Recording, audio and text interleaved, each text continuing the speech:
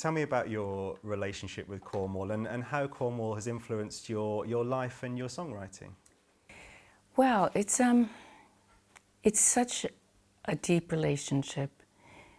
Sometimes I think it's deeper than I even realize, mainly because perhaps with the pandemic, being here for 18 months almost, except for a little trip to London when we were allowed, when we were able to go out, it's been a chance for me to get close to nature, to really spend time with Earth Mother here in this amazing land. The ancient stories, the mythology, immersing myself in that really comforted me during these mad, crazy times. Yeah, so recording an album in lockdown, clearly lockdown was a crazy experience for all of us, but how did it affect you emotionally? Wow, well, the first lockdown, I have to say, I think Family Holly, I think we were doing okay. You know, we pulled together, we shared kitchen duty, we shared all kinds of stories with each other, and every night we would listen to my daughter, her boyfriend, he's called Oliver, and we'd have Oliver's tracks. And so that was magical. The third lockdown, I have to tell you, by then, I don't know. Maybe it was cumulative. It's been the longest I haven't been to the States and seen my family there. I think all the crazy that was going on in America from the autumn, this time last year, so the election until the storming of the Capitol and the aftermath of that, and how some of America's leaders behaved. I think it just put me in a place of despondency, a deep sadness. And I knew that I did not want to be in that energy. I did not want to be in this divisive energy field. And so I went to the land. I just said, you have to teach me. You help me. I'm begging you to help me. And she said, come out. Come sit with me. Come be by the cliffs. Come to the trees. Open yourself up and possibly reflect that in your music. And that's what began to happen. And so I sense that the new album is very much about that relationship between Cornwall and the States. How do you see that kind of divide now between the two countries? And what's your relationship with the two countries being here and being there? Well, I guess I have one foot in the West Country and one foot in the States. And I've fallen in love with the land and the people here. It's true that we haven't seen a lot of people I've seen more cows and sheep than I've seen people. But like I said to you before, there's something in this land, and I've been around the world many times, and there are some incredible places out there, there's no question. But there's something very unique about it, and it's hard to describe.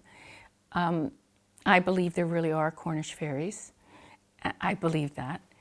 And I felt them before. And I think if you spend enough time here, you know what I'm talking about. You can't quite describe this, how you can almost walk through a veil and you're in a different time, you're in a mystical time. And I don't know, it's captured my heart, really. So I'd like to ask about your mother, who I know died a couple of years ago, and her death was influential on the record. Tell me a bit about her and just how she's sort of influenced your latest music. Well, Sam, Mary was gold. She was a treasure, and her memory is a treasure.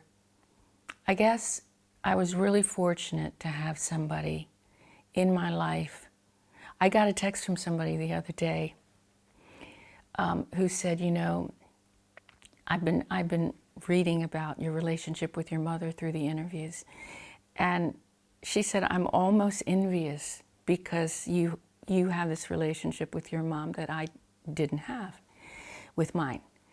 And it's made me realize that to be really grateful. My daughter, Tash, she's 20, and she'll say, Mom, you know, Mary lives here. Mary lives in all of us. Even people that didn't know Mary, what Mary was about was compassion. I never heard her say an unkind thing in my life. And, you know, I have horns on my head, and I say the wrong thing, you know, half the time. But my mother just, she didn't. And she accepted people. And that kind of unconditional love, when she died,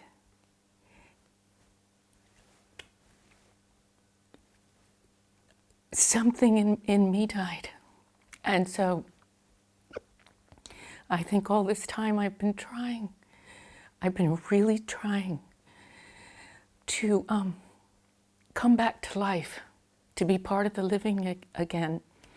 And at one point, my daughter came to me and said, you know, Mummy, she speaks in a British accent, and she just said, I know you lost Grandma, I know you lost your mom, but I can't find mine. Where's my mom? Jeez, Sam. Are you okay? Do you want to pause? No. You sure? I'm okay, because I think it's important to be real with grief. Yeah. I think it's really important for people who've lost someone through the pandemic or not been able to be with them because of the rules and restrictions, and we know what they all were. But I think it's really important to take that particular mask off and allow people to know it's okay to miss somebody that you love. It's okay, and it's a process. And part of the record, part of writing it, was part of the process of the healing from that. I want to ask you about women's safety and violence against women. I know that you've done a lot of work with the RAIN group, and you've been very outspoken about the importance of women's safety. What do you make of the discussion in this country at the moment around violence against women? How does that take you? Well, I think if Parliament really wants to do something, I think anybody who's violently killed, it's a tragedy and a terrible thing.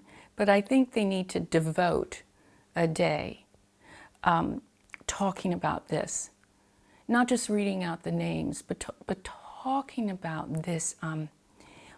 How do we explain it? Why is it so endemic in the culture?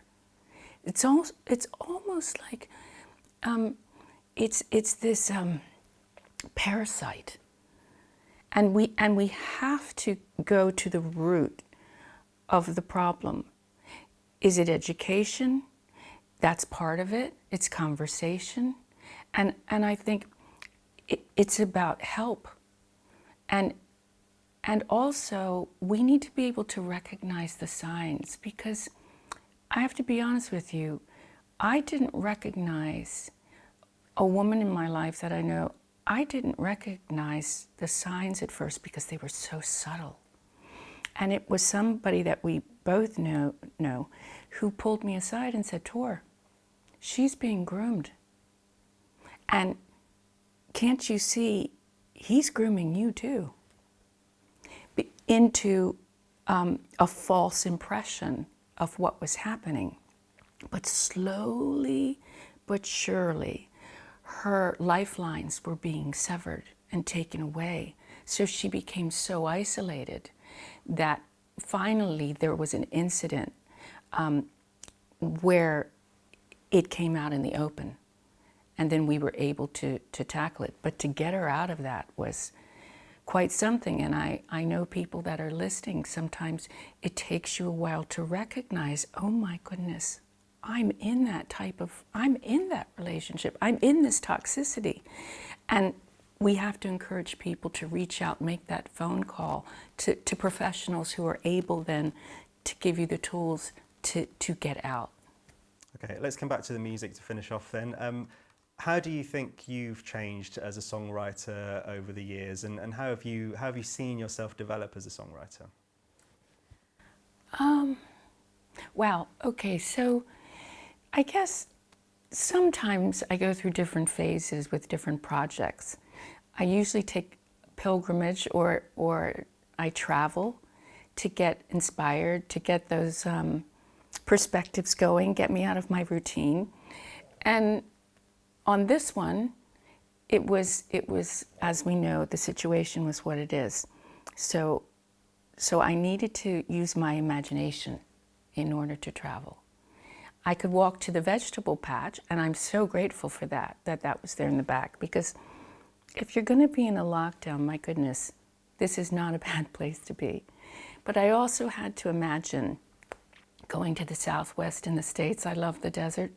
And so I had to really just close my eyes and feel the sagebrush and the cacti.